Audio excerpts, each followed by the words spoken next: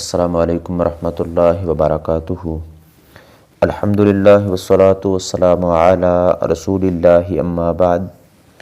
اعوذ باللہ السمیع العلیم من الشیطان الرجیم من ہمزہ ونفخہ ونفثہ۔ ان الذین جاءوا بالافک عصبۃ منکم لا تحسبوه شرا لکم بل هو خیر لکم لکل امرئ منہم ما اکتسب من الاثم والذی تولی کبرہ منہم لہ عذاب عظیم۔ ان الذین جاءوا بالافک عصبۃ منکم، بے شک وہ لوگ جو یہ بہتان لائے ہیں، عصبۃ منکم، وہ تم ہی سے ایک گروہ ہیں۔ لا تحسبوہ شرا لکم، تم اسے اپنے لیے برا مت سمجھو، بل ہوا خیر لکم، بلکہ یہ تمہارے لیے بہتر ہے۔ لکل امرئ منہم ما اکتسب من الاثم، ان میں سے ہر آدمی کے لیے گناہ میں سے وہ ہے جو اس نے گناہ کمایا۔ والذی تولی کبرہ منہم لہ عذاب عظیم، اور ان میں سے جو اس کے بڑے حصے کا ذمہ دار بنا اس کے لیے بہت بڑا عذاب ہے۔ سورہ النور کی آیت نمبر 11 کی تلاوت اور ترجمہ کیا ہے۔ ان الذین جاءوا بالافک، الافک کا لفظی معنی الٹا کرنا ہوتا ہے۔ مراد ایسا بہتان ہے جو حقیقت کے بالکل برعکس ہو۔ اس سے مراد وہ بہتان ہے جو منافقین نے ام المؤمنین سیدہ عائشہ رضی اللہ عنہا پر لگایا تھا۔ چند مخلص مسلمان بھی سادہ دلی کی وجہ سے ان کے ساتھ شامل ہو گئے۔ اس کی تفصیل خود سیدہ عائشہ رضی اللہ عنہا سے صحیح البخاری میں 4750 نمبر پہ موجود ہے۔ ام المؤمنین رضی اللہ عنہا فرماتی ہیں رسول اللہ صلی اللہ علیہ وسلم کی یہ عادت مبارک تھی کہ آپ جب سفر پر جاتے تو اپنی بیویوں کے نام قرعہ ڈالا کرتے تھے۔ جس بیوی کے نام قرعہ نکلتا اسے آپ اپنے ساتھ لے جاتے۔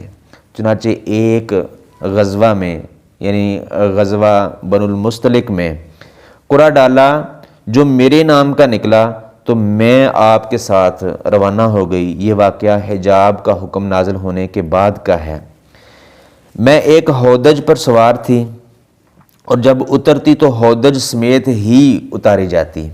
ہم اسی طرح سفر کرتے رہے۔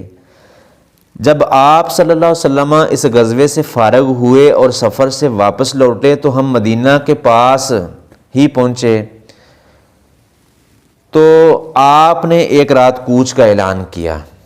یہ اعلان سن کر میں اٹھی اور پیدل چل کر لشکر سے پار نکل گئی۔ جب حاجت سے فارغ ہوئی اور لشکر کی طرف آنے لگی تو مجھے معلوم ہوا کہ اظفار کے نگینوں کا ہار جو میرے گلے میں تھا وہ ٹوٹ کر گر گیا ہے۔ میں اسے ڈھونڈنے لگی اور اسے ڈھونڈنے میں مجھے دیر لگ گئی۔ اتنے میں وہ لوگ جو میرا ہودج اٹھا کر اونٹ پر لادا کرتے تھے، انہوں نے ہودج کو اٹھایا اور اونٹ پر رکھ دیا۔ وہ یہ سمجھتے رہے کہ میں ہودج میں موجود ہوں، کیونکہ اس زمانے میں عورتیں ہلکی پھلکی ہوا کرتی تھیں، پرگوشت اور بھاری بھرکم نہیں ہوتی تھیں اور تھوڑا سا کھانا کھایا کرتی تھیں۔ لہذا ان لوگوں نے جب ہودج اٹھایا تو انہیں اس کے ہلکے پن کا احساس نہیں ہوا۔ اس کے علاوہ ان دنوں میں کمسن لڑکی بھی تھی۔ خیر وہ ہودج اونٹ پر لاد کر چلے گئے۔ لشکر کے روانہ ہونے کے بعد مجھے میرا ہار مل گیا اور میں اسی ٹھکانے کی طرف چلی گئی جہاں رات کو اترے تھے۔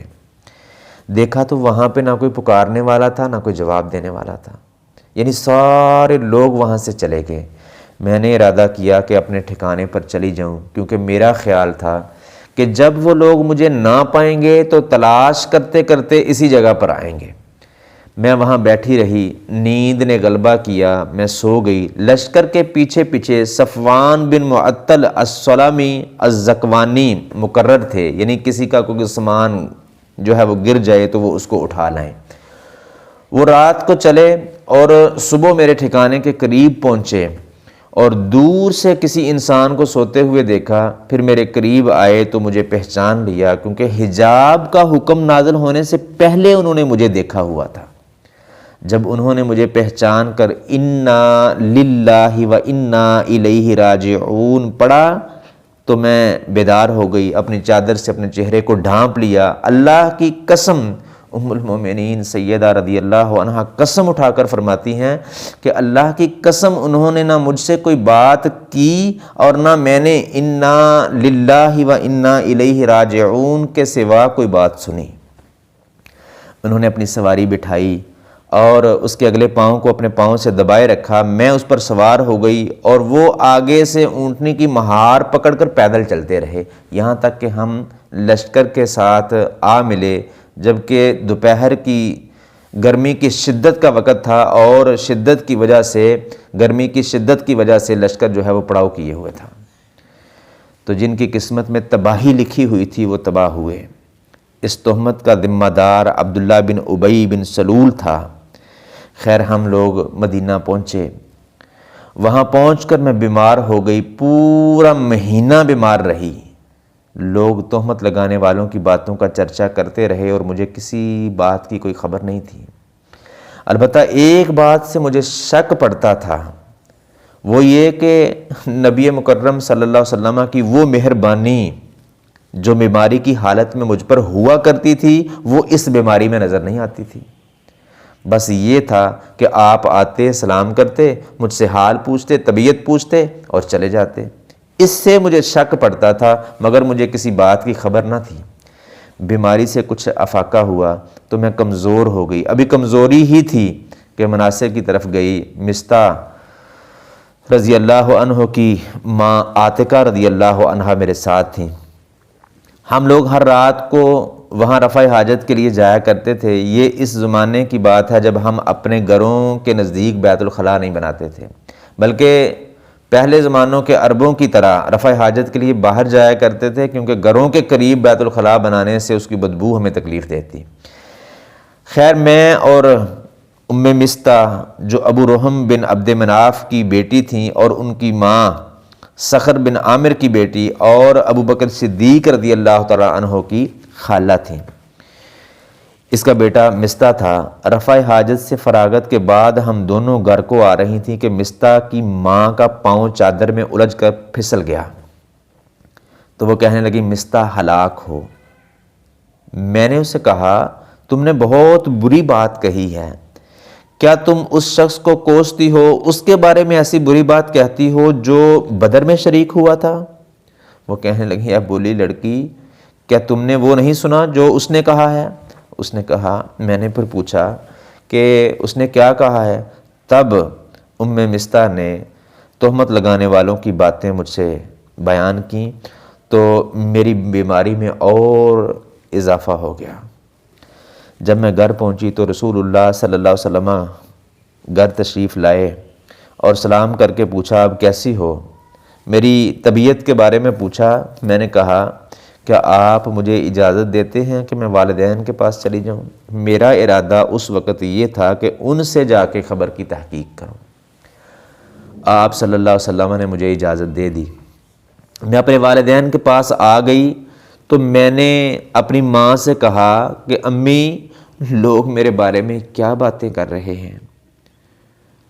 تو انہوں نے کہا بیٹی اتنا غم نہ کرو، اللہ کی قسم اکثر ایسا ہوتا ہے کہ جب کسی مرد کے پاس کوئی خوبصورت عورت ہوتی ہے اور وہ اس سے محبت کرتا ہے اور اس کی سوکنیں بھی ہوتی ہیں تو وہ بہت کچھ کرتی ہیں۔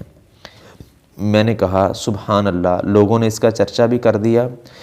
چنانچہ میں وہ ساری رات روتی رہی، صبح ہو گئی مگر میرے آنسو تھمتے نہ تھے، نہ آنکھوں میں نیند کا سرما تک آتا تھا۔ رسول اللہ صلی اللہ علیہ وسلم نے علی بن ابی طالب اور اسامہ بن زید رضی اللہ عنہما کو بلوایا کیونکہ وحی اترنے میں دیر ہو رہی تھی، اور آپ صلی اللہ علیہ وسلم ان سے اپنی اہلیہ سے علیحدگی کے بارے میں مشورہ کرنا چاہتے تھے۔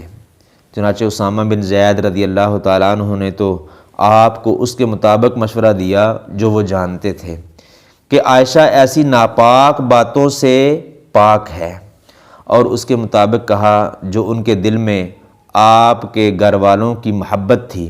انہوں نے کہا یا رسول اللہ وہ آپ کی اہلیہ ہے اور ہم خیر کے سوا کچھ نہیں جانتے۔ علی رضی اللہ تعالیٰ عنہ نے کہا یا رسول اللہ، اللہ تبارک و تعالیٰ نے آپ پر کوئی تنگی نہیں کی اور عورتیں اس کے علاوہ بھی بہت ہیں، اور اگر آپ بریرہ سے پوچھیں تو وہ آپ کو ٹھیک ٹھیک بتا دے گی۔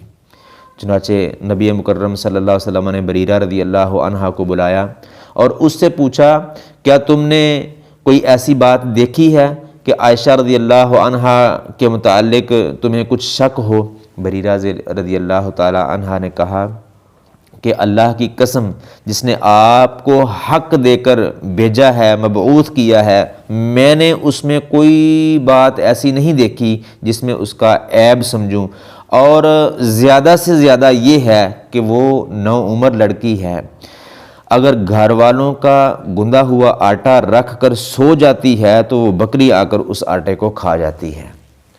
فقام رسول اللہ صلی اللہ علیہ وسلم فاستعذر یومئذ من عبد اللہ بن ابی، تو رسول اللہ صلی اللہ علیہ وسلم پھر اس دن کھڑے ہوئے اور عبداللہ بن ابی کے خلاف مدد جو ہے وہ مانگی۔ قال رسول اللہ صلی اللہ علیہ وسلم وہو علی المنبر، آپ صلی اللہ علیہ وسلم ممبر پر کھڑے ہوئے اور خطبہ ارشاد فرمایا، یا معاشر المسلمین، اے مسلمانوں، من یعذرنی من رجل قد بلغنی اذاہ فی اہل بیتی، رسول اللہ صلی اللہ علیہ وسلم نے فرمایا مسلمانوں، ایک ایسے شخص کے خلاف، ایک ایسے بندے کے خلاف میری مدد کون کرتا ہے جس کی اذیت رسانی اب میرے اہل خانہ تک پہنچ گئی ہے؟ فواللہ ما علمت علی اہلی الا خیرا، اللہ کی قسم میں اپنے گھر والوں کے بارے میں خیر کے علاوہ کچھ نہیں جانتا۔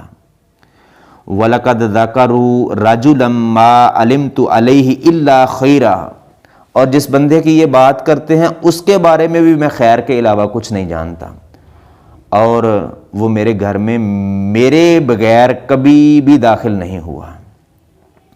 فقام سعد بن معاذ الانصاری، تو یہ بات سن کر، یہ خطبہ سن کر سعد بن معاذ انصاری رضی اللہ تعالیٰ عنہ کھڑے ہوئے۔ فقال یا رسول اللہ، انہوں نے کہا اللہ کے رسول صلی اللہ علیہ وسلم، انا اعذرک منہ، میں اس کے خلاف آپ کی مدد کرتا ہوں، ان کان من الاوس ضربنا عنقہ، آپ بتائیں اگر وہ اوس قبیلے سے ہے تو میں ابھی اس کی گردن مارتا ہوں۔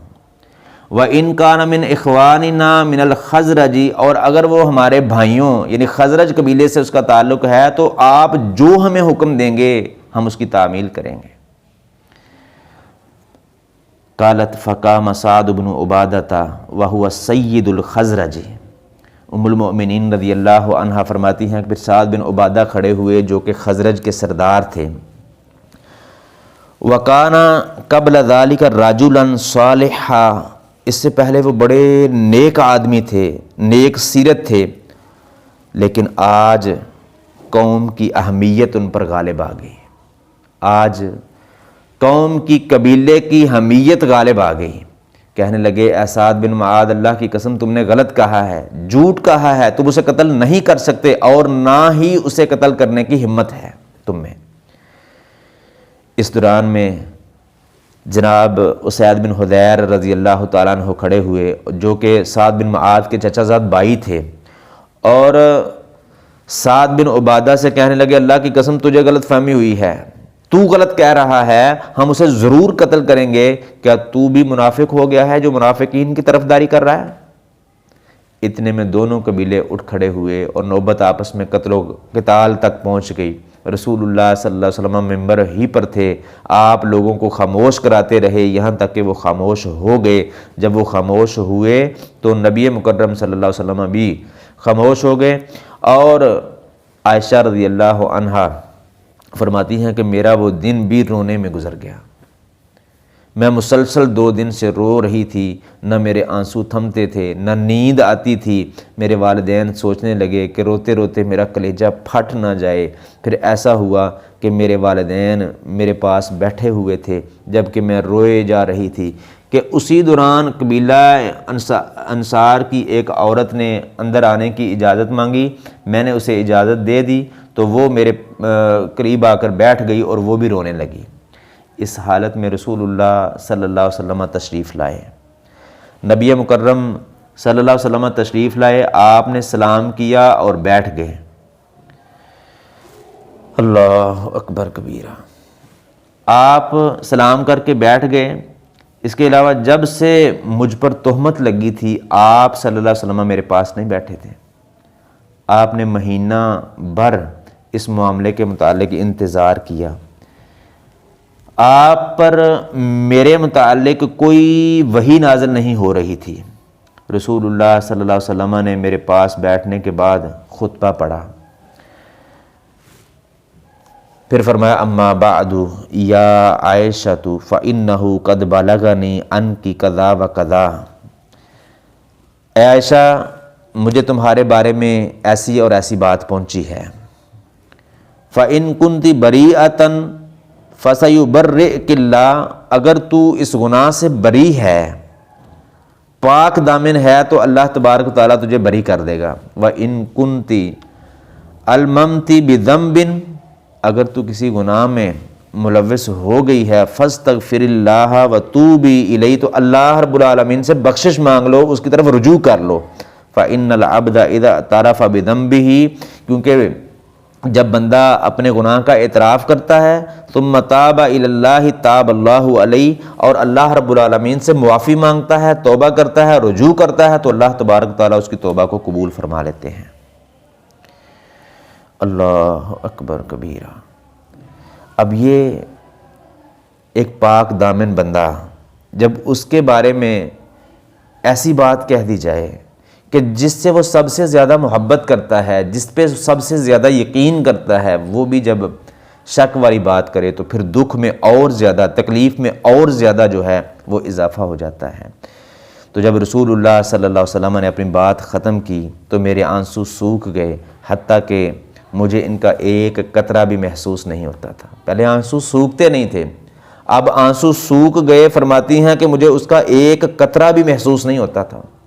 میں نے اپنے والد سے کہا رسول اللہ صلی اللہ علیہ وسلم نے جو بات کی ہے ان کا جواب دیں۔ انہوں نے کہا اللہ کی قسم مجھے معلوم نہیں ہے کہ میں ان کو کیا جواب دوں۔ پھر میں نے اپنی ماں سے کہا کہ آپ رسول اللہ صلی اللہ علیہ وسلم کو جواب دیں۔ انہوں نے بھی کہا اللہ کی قسم مجھے معلوم نہیں کہ میں ان کو کیا جواب دوں۔ آخر میں خود ہی جواب دینے لگی۔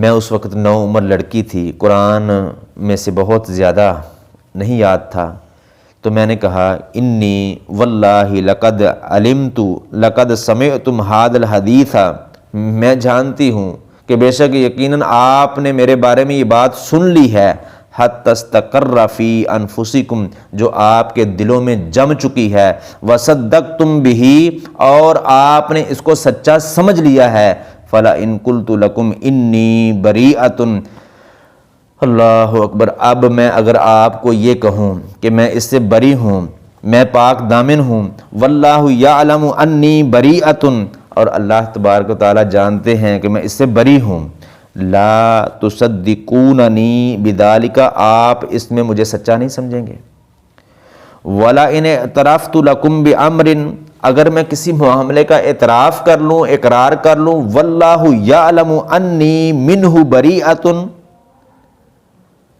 اور اللہ تبارک و تعالیٰ جانتے ہیں کہ میں اس سے بری ہوں، لا تصدقنی، تو آپ مجھے سچا سمجھیں گے، واللہ ما اجد لکم مثلا الا قول ابی یوسف، اللہ کی قسم میں آپ کی اور اپنی اس معاملے کے بارے میں مثال یوں سمجھتی ہوں، نہیں سمجھتی مگر یوسف علیہ السلام کے باپ کی طرح، ان کے قول کی طرح سمجھتی ہوں۔ کالا، کہ انہوں نے فرمایا فصبر جمیل واللہ المستعان علی ما تصفون، سو میرا کام اچھا صبر ہے اور اللہ ہی ہے جس سے اس پر مدد مانگی جاتی ہے جو تم بیان کرتے ہو۔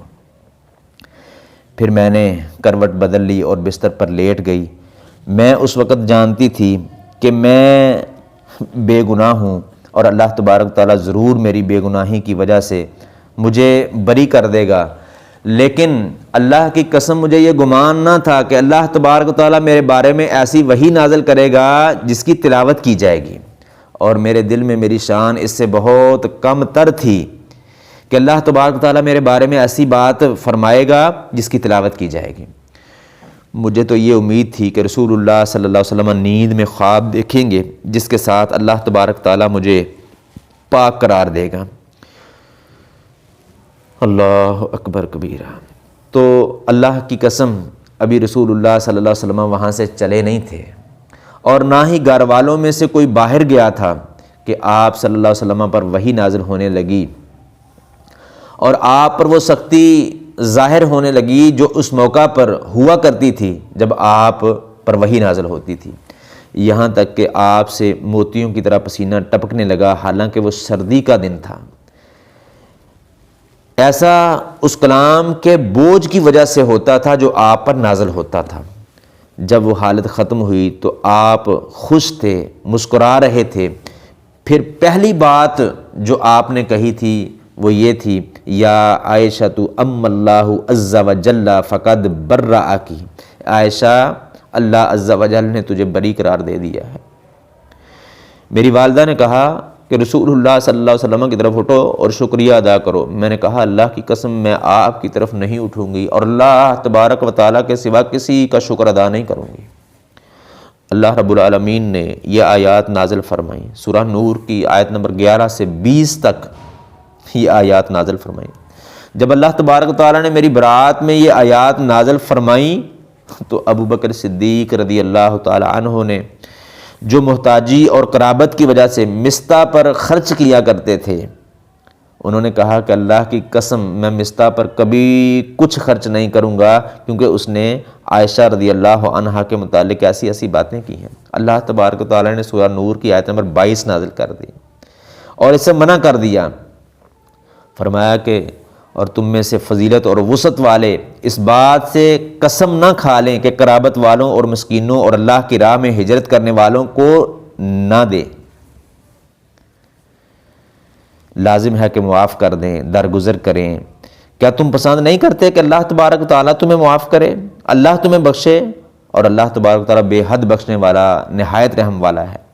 یہ آیت سن کر ابو بکر صدیق رضی اللہ تعالیٰ عنہ نے کہا کیوں نہیں، اللہ کی قسم مجھے پسند ہے کہ اللہ تبارک و تعالیٰ مجھے بخش دے، اور وہ مستح پر جو خرچ کیا کرتے تھے دوبارہ کرنے لگے، اور کہا اللہ کی قسم میں کبھی یہ معمول بند نہیں کروں گا۔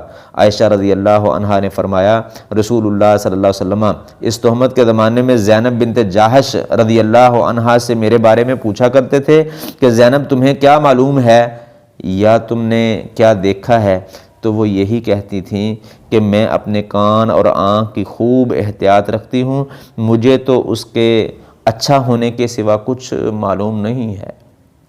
رسول اللہ صلی اللہ علیہ وسلم کی بیویوں میں سے زینب ہی میرا مقابلہ کرتی تھیں۔ اللہ تعالیٰ نے اس کی پرہیزگاری کی وجہ سے، اس کے نیکی اور تقوی کی وجہ سے، اس کی نیک دلی کی وجہ سے اسے بچا لیا، اور اس کی بہن حمنہ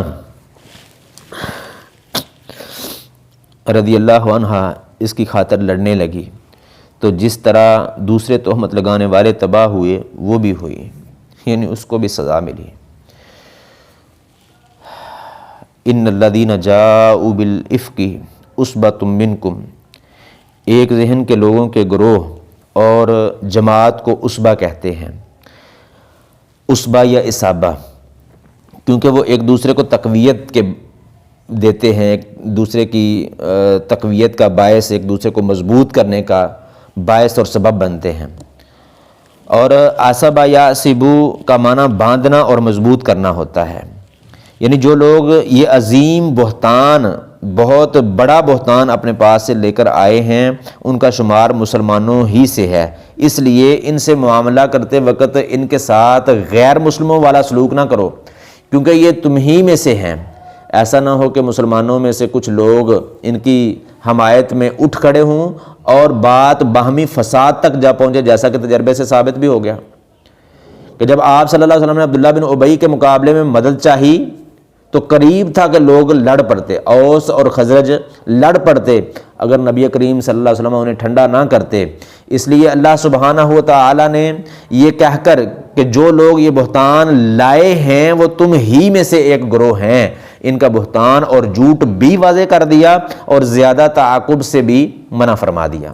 لا تحسبوه شر لکم بل هو خیر لکم، یہ بات مخلص مسلمانوں کے اطمینان کے لیے فرمائی، جنہیں اس بہتان سے صدمہ پہنچا تھا، خصوصاً جن کا اس واقعہ سے براہ راست تعلق تھا، مثلا نبی مکرم صلی اللہ علیہ وسلم، ابو بکر صدیق رضی اللہ تعالی عنہ، عائشہ رضی اللہ عنہا، ان کی والدہ اور ان کے والد رضی اللہ عنہما، صفوان بن معطل رضی اللہ عنہ۔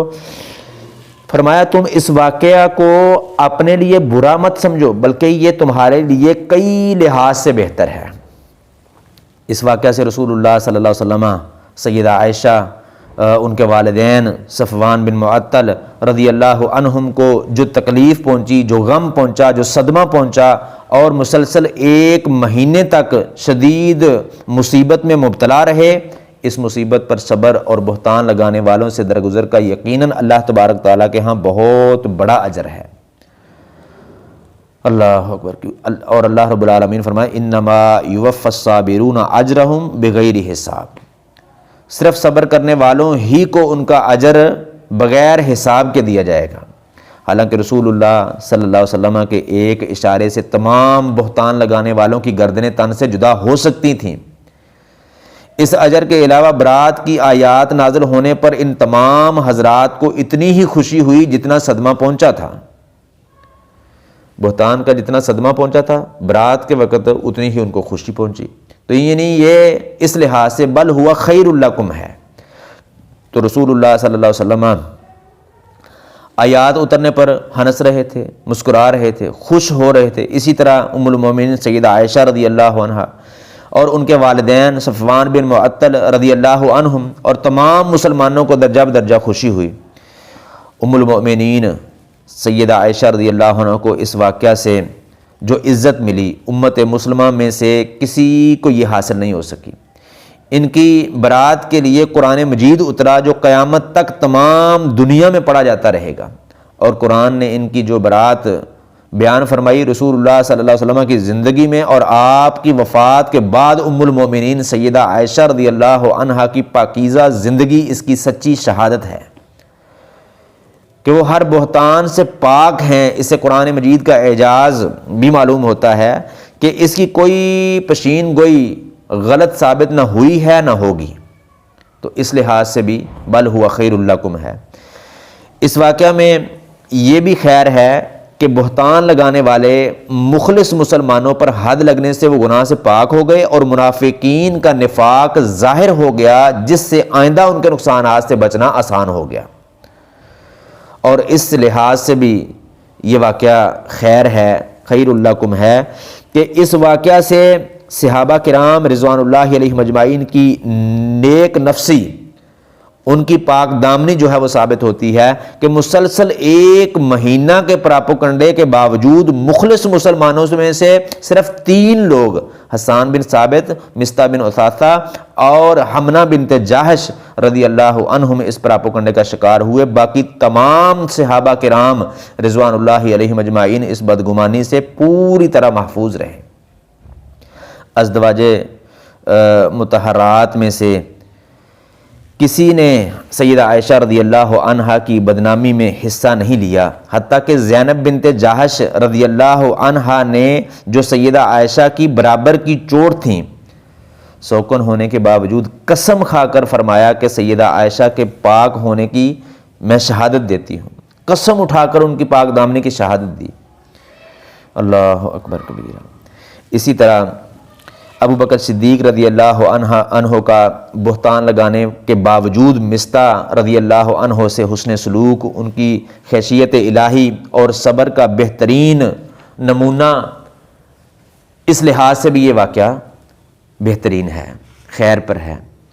اسی طرح سیدہ عائشہ رضی اللہ عنہ کا حسان بن ثابت رضی اللہ عنہ سے بہتان کے باوجود حسن سلوک، ان کی عزت افزائی کرنا، ان کے عالی و نفس ہونے کی دلیل ہے۔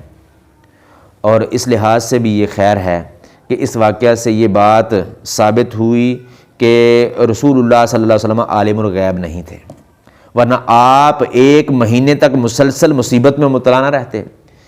اس سے اس غلو کی جڑ کٹ گئی جس میں جو ہے وہ پہلے یہود و نصارہ مبتلا تھے، اور جس میں بعض نادان مسلمان بھی مبتلا ہیں۔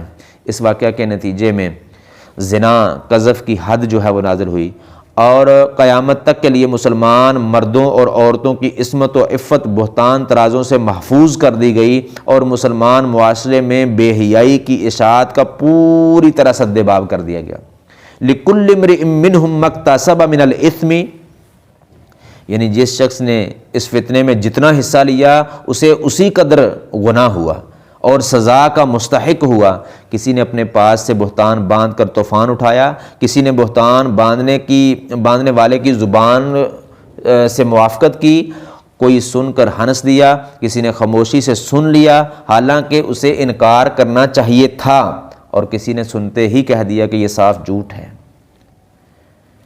یہ بات کہنے والوں کو اللہ تبارک تعالیٰ نے پسند فرمایا، باقی سب کو جو ہے وہ ان کے حصے کے مطابق الزام دیا۔ والذی تولی کبرہ منہم لہ عذاب عظیم، اس سے مراد رئیس المنافقین عبداللہ بن ابی بن سلول ہے، جیسا کہ صحیح البخاری میں 4749 نمبر بے حدیث ہے۔ رسول ام المومنین سیدہ عائشہ رضی اللہ عنہا نے خود فرمایا کہ اس سے مراد رئیس المنافقین عبداللہ بن ابی ہے، اور رسول اللہ صلی اللہ علیہ وسلم نے ممبر پر اسی کے متعلق فرمایا تھا کہ اس کی تکلیف مجھے میرے گھر والوں کے متعلق پہنچی ہے۔ تو بعض روایات میں حسان بن ثابت رضی اللہ عنہ کے بارے میں کہا گیا ہے، ان کو اس کا ذمہ دار ٹھہرایا گیا ہے، مگر صحیح بات، راجح بات یہی ہے کہ حسان بن ثابت رضی اللہ عنہ کا قصور صرف یہ ہے کہ انہوں نے بات کو سنا اور آگے کر دیا۔ تو یہ بہتان گھڑنے والا عبداللہ بن ابی ہی تھا، یہی ظالم لوگوں کو جمع کرتا، نہایت چلاکی سے خود اپنا دامن بچا کر دوسروں کے منہ سے کہلواتا تھا۔ اس کے لیے عذاب عظیم، بہت بڑا عذاب اس لیے ہے کہ دوسرے تمام لوگوں کا گناہ بھی اس کے سر ہے، کیونکہ اس نے اس گناہ کی ابتدا کی، اس نے اس بہتان کو گھڑا۔ رسول اللہ صلی اللہ علیہ وسلم نے فرمایا، صحیح مسلم میں حدیث ہے، آپ نے فرمایا من سن فی الاسلام سنتا سیئۃ کان علیہ وزرها وزر من عمل بها من بعدہ من غیر ان ینقص من اوزارہم شیء۔ جو شخص اسلام میں کوئی برا طریقہ جاری کرے، کسی غلط بات کو پھیلائے، اس پر اس کا اپنا گناہ بھی ہے اور ان کا گناہ بھی ہے جو اس پر عمل کریں گے، بغیر ان کے گناہوں میں کمی کیے۔ عذاب عظیم کا مطلب یہ ہے کہ اسے توبہ کی توفیق نہیں ہوگی اور وہ کفر پر ہی فوت ہوگا اور آخرت کے عذاب میں مبتلا ہوگا، جو الدرک الاسفل من النار ہے۔ اللہ تبارک تعالیٰ سے دعا ہے اللہ رب العالمین کتاب و سنت کو صحیح معنوں میں سمجھنے، عمل کرنے اور دوسروں تک پہنچانے کی توفیق عطا فرمائے۔ وما توفیقی